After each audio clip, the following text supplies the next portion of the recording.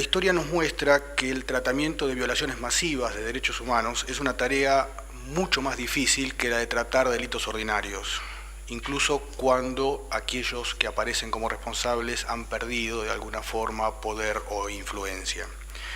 Yo estoy convencido que nada resulta más importante para la construcción de una sociedad que la memoria y la justicia por encima del olvido y la impunidad. De esto vamos a hablar, vamos a hacer referencias a lo largo de todo este panel sobre esta permanente tensión que existe entre estos conceptos y bueno, finalmente en algún momento quizá podamos dar respuesta a esa vieja máxima que dice que una persona tiene mejor probabilidad de ser juzgado, procesado y juzgado si mata a una persona que si mata a 100.000.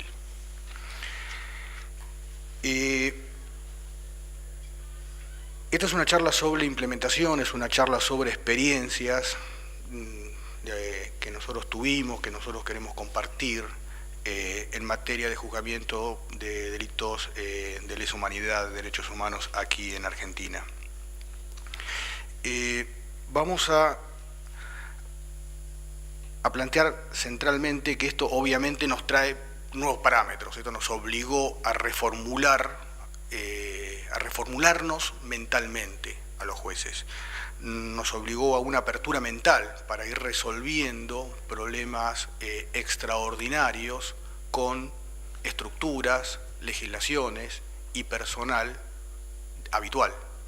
Es decir, nos encontramos todos ante una situación novedosa, nunca nos había pasado, nunca nos había ocurrido dentro de nuestro trabajo diario y bueno, obviamente nos llevó a replantearnos un poquito muchas de las cosas que nosotros creíamos que eran valores absolutos, o en algunos casos relativos, de nuestro trabajo. Yo voy a dividir la charla en dos partes. Una primera tiene vinculación con lo que yo encontré cuando yo soy el juez a cargo de la causa ESMA, que encontré cuando la recibí. Un día la causa llega físicamente al juzgado. Es un momento fuerte, intenso, esto es muy personal, pero cuando uno lo abrí la causa, uno naturalmente lo primero que hace es abrir la última foja. La última foja era del año 86. Obviamente estaba sucia.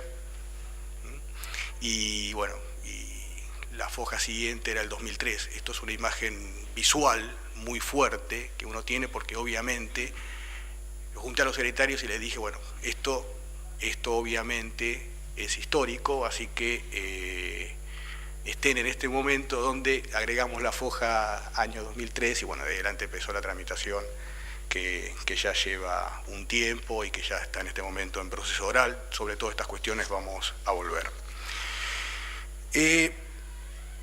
Inicialmente hubo obviamente numerosos planteos por parte de las defensas. Yo solamente voy a anotar algunos vinculados con la falta de acción, excepciones de falta de acción, excepción de cosas juzgadas, excepciones de non bis in idem, planteos de prescripción, de inconstitucionalidad de la ley 25.779, la no aplicación del sistema procesal vigente y su inconstitucionalidad, la vigencia de las leyes de punto final y evidencia de vida. Incluso hubo planteos vinculados con la decisión de superintendencia de la Cámara Federal de ordenar el sorteo de esta causa, que en definitiva bueno, queda radicada en el juzgado 12 que yo estoy a cargo. Una de las cuestiones que nos encontramos es que la causa ESMA es tramitada bajo el sistema del Código de Justicia Militar y en algún momento incluso llegó a tramitar en alguna parte, la parte final, con la ley, el Código de Procedimientos en materia penal, la vieja ley Obarrio. Entonces lo que hubo que hacer, nos encontramos con un problema de adaptación, hubo que adaptar ese régimen procesal al actual régimen procesal, que obviamente tenía algunas consecuencias importantes, sobre todo en cuanto a los conceptos de procesamiento, de prisión preventiva. Es decir, hay una cantidad de cuestiones que hubo que definir. Por otra parte, nos llevó también a asimilar conceptos como prisión preventiva rigurosa, prisión preventiva atenuada, que son conceptos del extinto Código de Justicia Militar, y hubo que adaptarlo, obviamente, a nuestra legislación. Por otra parte, y esto tiene que ver, es casi historia, tiene que ver con la forma abrupta que termina la causa, hubo imputados que quedaron indagados sin resolver la situación procesal, y esto, bueno, también marcaba un poquito lo que había ocurrido, digamos, que de un día para otro la causa se paralizó y quedó como estaba, no se resolvió ninguna situación, todo quedó en el aire y todo quedó pendiente. Entonces teníamos gente con prisión preventiva rigurosa, otros con atenuada y otros que solo estaban indagados, y algunos estaban citados incluso indagatoria con fecha en el año 86, y eso no se habían cumplido.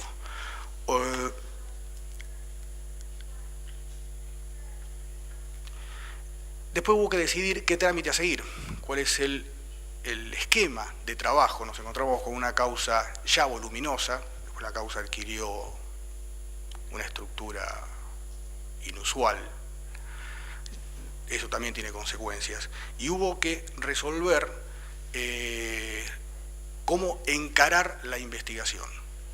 Ahí nos pareció, nosotros estamos acostumbrados a un cuerpo principal en el que vamos sacando testimonios y vamos elevando a juicio. Bueno, acá nos encontramos con que había imputados que estaban denunciados por más de 800, 900 hechos, otros que estaban con prueba autónoma, otros tenían prueba que estaba dentro del propio cuerpo principal, había causas que eran paralelas, como la causa de las monjas francesas, el caso de la iglesia conocida como la causa de la iglesia de Santa Cruz, el caso de la apropiación de bienes, el caso de los vuelos de la muerte, eran todas causas que tenían vuelo autónomo, es decir, tenían autonomía procesal, autonomía probatoria. Entonces nos obligó a pensar si convenía la unificación de toda la causa o ir tramitándolas en forma paralela, porque obviamente si nosotros acumulábamos toda la causa, en el momento que hubiera la primera apelación, la causa le iban a pedir los principales, la causa iba a quedar paralizada. Entonces se armó un sistema de fotocopias, bueno, se armaron testimonios, la causa empezó a tener dos estructuras paralelas, una original y una en copia, que la copia era la que servía para las apelaciones, para las notificaciones, para no paralizar efectivamente la otra, y que no sea necesario por el superior tener que pedir los autos principales. Esto obviamente también fue aceptado por la Cámara y permitió la agilización de la tramitación del expediente.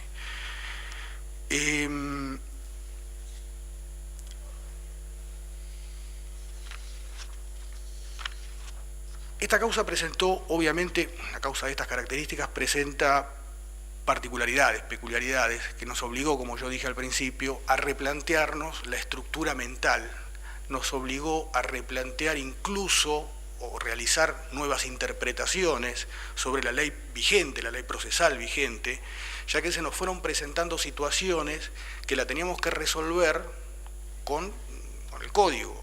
Entonces, bueno, esto nos obligó a una amplitud de criterios sobre algunas situaciones particulares que simplemente se las voy a mencionar, que nos fueron ocurriendo a lo largo de este tiempo. Una es común a todas las causas, que tiene que ver con la distancia temporal entre los hechos y el juzgamiento que se está llevando adelante.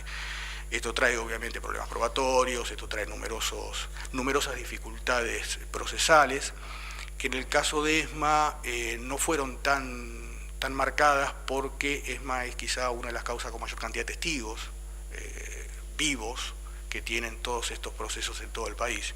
Pero obviamente la distancia con los hechos, esto tiene repercusiones en la edad de los imputados y tiene consecuencias además con los incidentes de salud, que nosotros tenemos casi documentadas más de 2.000 visitas a los médicos. Es decir, tenemos severos problemas con la edad de los imputados, las enfermedades, el tratamiento.